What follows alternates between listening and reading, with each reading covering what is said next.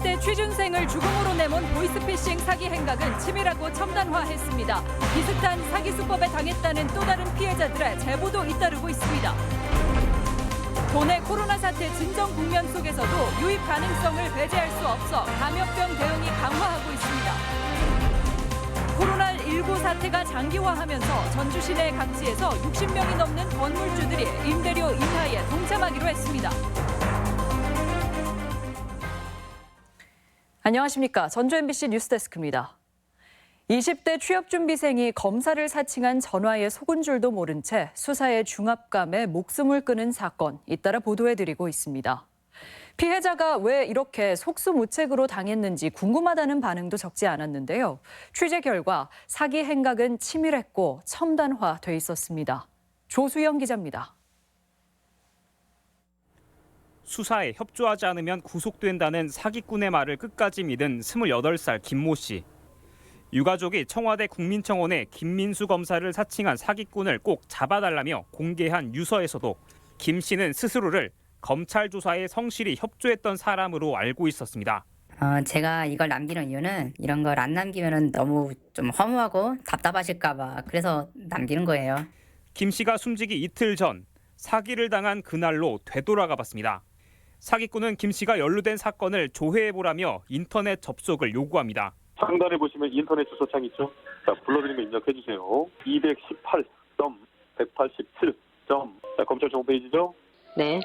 현재는 접속이 막혔는데 당시 IP 주소의 위치를 확인해본 결과 주소지가 타이완이었습니다. 짜여진 각본과 검찰청 가짜 홈페이지까지 준비한 치밀한 수법에 당한 겁니다. 자, 지금 로그인하면 나오죠? 이회원 클릭하시고 실명 확인. 자, 지금 사건 공문이 보일 거예요. 보이시죠?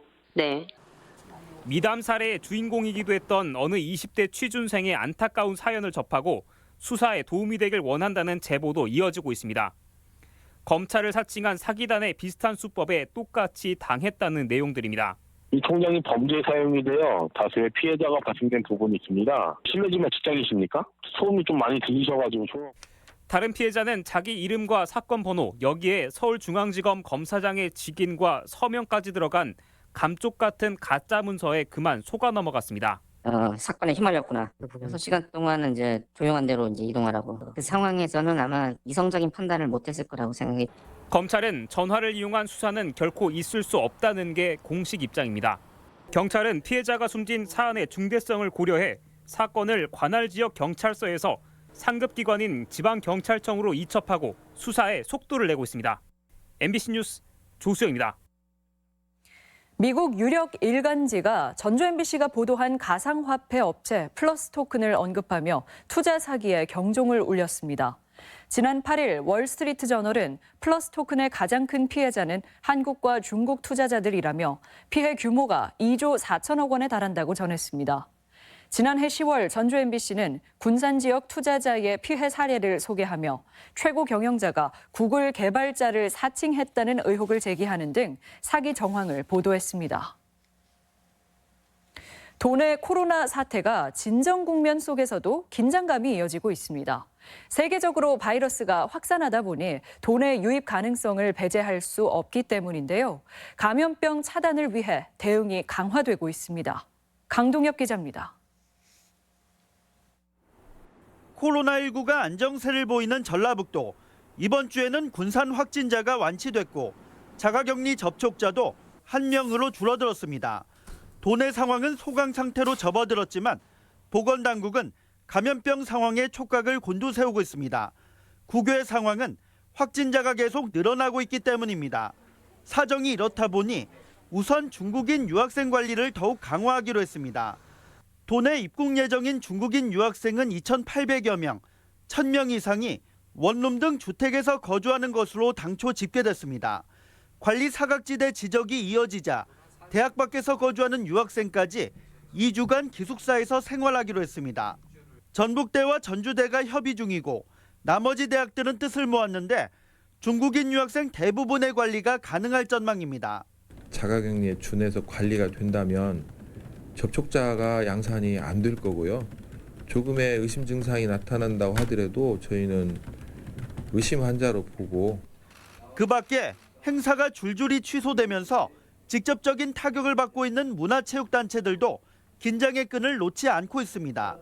예방 수칙을 홍보하는 등 감염병 차단을 위해 노력하고 앞으로도 상황을 보고 행사 개최 여부를 판단하겠다는 입장입니다. 코로나가 진정이 될 때까지 저희들 될 수 있으면 각종 행사를 할지 대회를 취소 내지는 무기한 연기를 그렇게 계획을 하고 있습니다.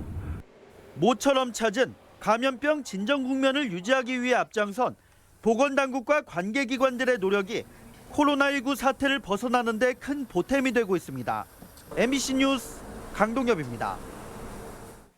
다음 주 월요일에 신종 코로나19 여파로 폐쇄됐던 군산 지역 공공시설이 모두 재개장하면서 대대적인 소독이 실시됩니다. 군산시는 학교와 경로당 같은 공공체육시설이 재개장하지만 시민들의 불안감이 여전하다고 보고 사람들이 많이 모이는 장소에 대해 사흘간 집중 소독합니다. 이번 소독은 주민들이 자발적으로 참여하는데 수영장은 접촉 가능성이 커 개방 대상에서 제외됐습니다. 코로나19 사태가 장기화하면서 소상인 피해가 우려되자 일부 건물주들이 자발적으로 임대료 인하에 나서고 있습니다. 전주에선 엊그제 한옥마을을 시작으로 시내 각지에서 60명이 넘는 건물주들이 추가로 임대료 인하에 동참하겠다고 나섰습니다. 한범수 기자입니다.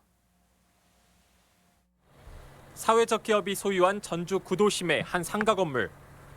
이곳에 식당을 차린 이영준 씨는 앞으로 석 달간 월세를 10% 덜 내도 좋다는 연락을 받았습니다. 코로나19 사태로 손님이 줄자 어려움을 함께하고 싶다며 건물주가 먼저 제안해온 겁니다. 세입자로서는 이제 10,000원이라도 이제 조금 내려준다면 이제 뭐 고마울 뿐이죠.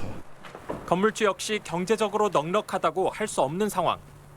하지만 월세살이의 서름을 자신들도 느껴봤기에 세입자의 고통을 그냥 지나칠 수 없었습니다.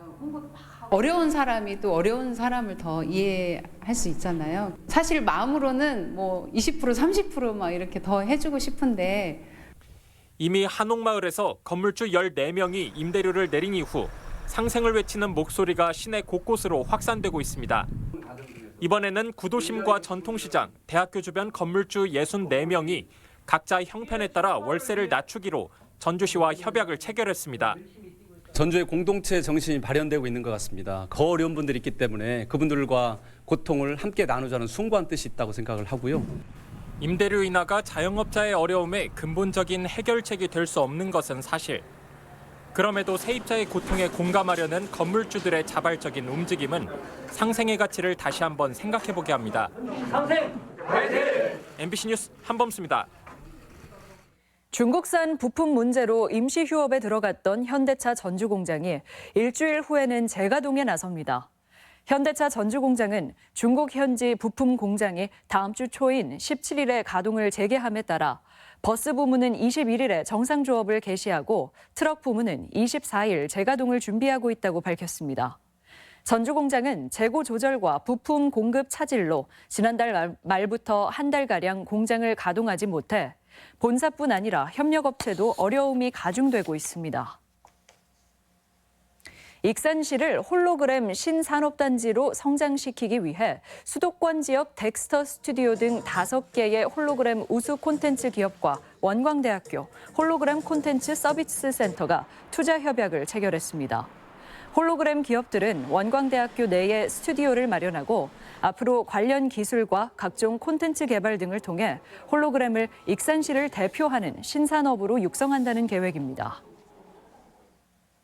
총선이 2달 앞으로 다가오면서 각 정당들의 움직임이 부산해지고 있습니다. 민주당이 1차 경선 지역을 발표하고 호남을 지지 기반으로 하는 야 3당의 삼지대 신당이 닻을 올리게 됐습니다. 임홍진 기자입니다. 민주당 공천관리위원회가 발표한 전국 52곳의 1차 경선 지역에 전북은 3곳이 포함됐습니다. 익산 갑은 김수흥, 이춘석, 익산 을은 김성중, 한병도, 완주 진안 무주 장수는 안호영, 유이태 2명씩입니다. 군산과 전주 병등 단수 후보 지역과 나머지 5개 선거구는 공천 방식을 결정하지 못해 다음 주를 거치면서 발표될 전망입니다. 하지만 특정 선거구는 전략 공천설이 흘러나오면서 당 지도부의 입김이 작용하는 것 아니냐는 분석도 제기되고 있습니다. 전주 선거를 흔들 만한 그런 의도를 갖고 있다면 전라북도 지역에서의 민주당, 여당의 역할들, 선거판은 아주 급격하게 변할 수가 있고 경선 예비 후보들 간의 인신공격이나 허위사실 유포 등 네거티브 선거전이 펼쳐지자 당 공관위는 급기야 당사자들에게 심사에 감점을 하겠다는 방침도 내려보냈습니다. 호남을 지지 기반으로 하는 바른미래당과 민주평화당, 대한신당은 오는 17일 민주통합당으로 신당을 출범하기로 했습니다. 일단 통합은 됐지만 총선까지는 비상대축이 체제로 갈 가능성이 커졌습니다. 새로운 보수당의 정운천 의원은 자유한국당의 위성 정당인 미래한국당으로 이적해 비례대표 출마가 유력해졌습니다. 총선 D-60일인 내일부터는 정당과 후보자는 그 명의로 선거에 관한 여론조사를 할 수 없게 됩니다. 자치단체장들은 정당이 개최하는 정견 정책 발표회에 참석하거나 선거대책기구 등을 방문하는 행위가 제한됩니다. MBC 뉴스 임홍진입니다. 청소년 단체 투표는 처음은 오늘 전북대학교 인근에서 친일 반민족 행위자 재산 환수법에 반대한 의원들에게 투표하지 말자고 주장하는 캠페인을 벌였습니다. 이들 청소년 단체는 친일 발언을 일삼던 국회가 변해야 한다며 21대 국회에서 반민족 행위자 서훈 취소와 국립묘지 이장을 위한 법 개정에 나설 것을 촉구했습니다. 전주의 한 아파트에서 불이 나 주민들이 놀라 대피하는 소동이 빚어졌습니다. 오늘 새벽 1시 40분쯤 전주 덕진구의 한 아파트 13층에서 불이 나 소방서 추산 7,300여만 원의 재산 피해가 났고 주민 134명이 대피했으며 연기를 마신 3명은 병원으로 옮겨졌습니다. 소방당국은 아파트 거주자를 대상으로 정확한 화재 원인을 조사한다는 방침입니다. 도내 한 기초의원이 동료 의원을 성추행 혐의로 고소했습니다. 민주당 전북도당 등에 따르면 도내 한 기초의회 소속 A 의원이 민주당 B 의원에게 성추행을 당했다며 검찰에 고소했습니다. 이에 대해 B 의원은 혐의를 부인하고 있으며 소속 정당인 민주당은 사실관계를 파악하고 있습니다. 전북대학교는 한옥 정문이 건립됨에 따라 옛 정문을 개강 전에 철거하기로 했습니다. 전북대가 실시한 설문조사에서는 교직원 87.5%, 학생 74.3%가 기존 정문을 철거하자는 의견에 동의했습니다. 지상 2층 규모의 한옥 정문은 정문 역할과 함께 혁신교육개발원 등으로 쓰일 예정으로 지난해 53억 원을 들여 완성됐습니다. 지역 경제계가 군산 지역에 대한 특단의 대책을 촉구했습니다. 전라북도 상공회의소 협의회는 정부가 2년 전 군산시를 고용 산업 위기 대응 특별지역으로 지정했지만 회복의 기미가 없다며 지정 연장을 촉구하는 건의서를 청와대를 비롯한 관계부처에 전달했다고 밝혔습니다. 고용률이 1년 전과 비교해 소폭 상승한 것으로 나타났습니다. 통계청에 따르면 지난 1월 도내 취업자 수는 90만 1,000명으로 1년 전 같은 기간과 비교해 13,000명 증가했습니다. 전북권 뉴스였습니다.